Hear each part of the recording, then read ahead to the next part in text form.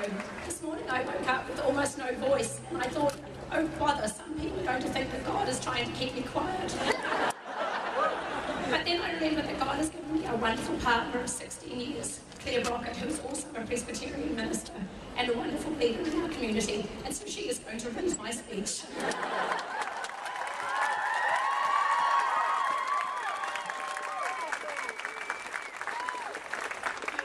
Everybody.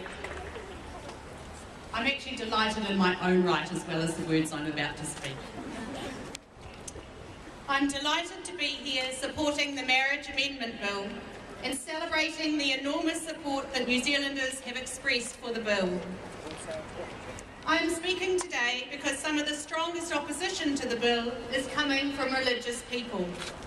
And I want to assure you that there are many, many people of faith who are passionate about the bill, not despite our faith, but because of it. Marriage equality is a spiritual and ethical imperative, because the overriding message of our faith is that we are called to practice justice and compassion. Marriage has changed and evolved throughout history. It existed before either the church or the state had a role in it.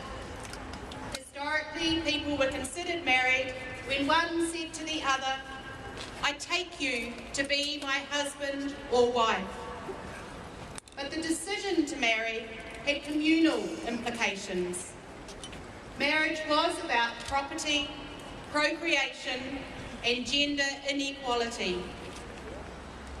So claims made by social and religious conservatives that marriage is unchanging or that there is one biblically sanctioned form of family are simply wrong.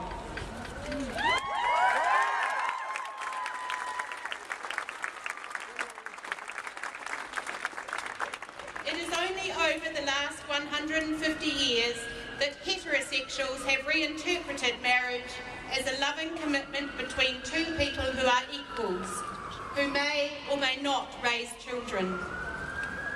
And it seems to me that it is precisely because heterosexuals have changed marriage from a gendered economic arrangement to a relationship of love and commitment that queer people are seeking to join it. The Bible says very little about marriage as we understand it today, and nothing at all about same-sex marriage. The texts that are used to condemn homosexual acts were written by people who had no understanding of the scientific fact that human sexual orientation is diverse.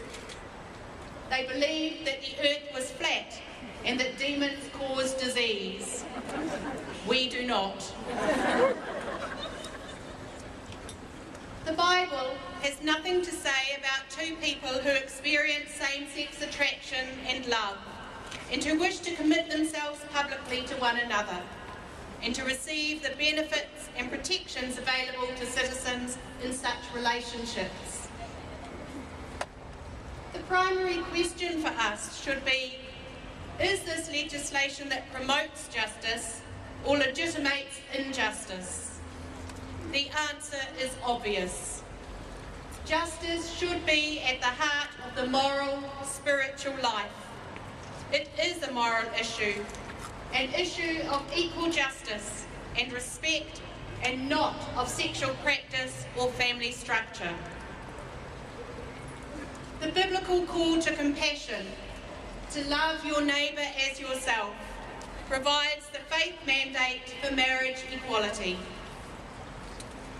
Religious traditions celebrate that humans are created in and for relationship, and that sexuality is God's life-giving gift. Today we affirm the dignity and worth of all people and recognise sexual difference and diversity as a blessed part of our created being. There can be no justification for discrimination on the basis of sexual orientation or gender identity. New Zealand is a country with rich religious diversity. No single religious voice can speak for all traditions on issues of sexuality and marriage. nor should government take sides on religious differences. Therefore, religious clergy have the right to discern who is eligible for marriage in their own tradition. Despite the scaremongering, this bill will not change that. In addition, all clergy should be free to solemnise marriages without state interference. Some religious communities already perform marriages and unions for same-sex couples, even when the law does not permit same-sex civil marriage. There is no religious consensus on this matter. Some churches forbid divorce and remarriage, but we would not condone having these theological views inscribed in New Zealand law. It is exactly the same situation for marriage equality. The best way to protect our religious freedom is to respect the separation of church and state and ensure that there is equality under the law. As Christians, we believe that the faith we affirm challenges us to speak and act for justice for all who seek to express their love in the commitment of marriage. Some people of faith will disagree. Others may be undecided. Common ground can be found when we reach out to promote what is best for individuals, for couples, families, children, and society. There is nothing to fear and so much to bless and celebrate. Thank you.